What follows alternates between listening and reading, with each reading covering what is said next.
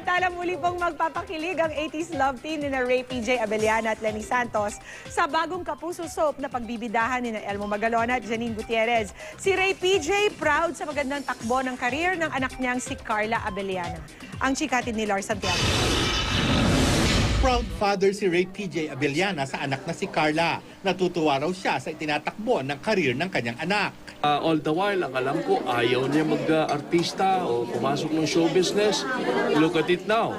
She's in the business. Present si PJ sa story conference ng bagong GMA primetime soap na More Than Words kasama ang nagbabalik na si Lenny Santos. 1980s nang sumikat ang tambalan nila sa pagganap bilang PJ at Arlene sa hit soap noon ng GMA na Annalisa. Ngayon, makakasama naman nila ang kinakikiligang Elmo Magalona at Janine Gutierrez love team. Natutuwa talaga ako dahil eto na naman kami ni PJ.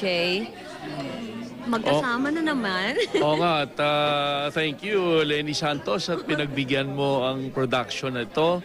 At kaming lahat na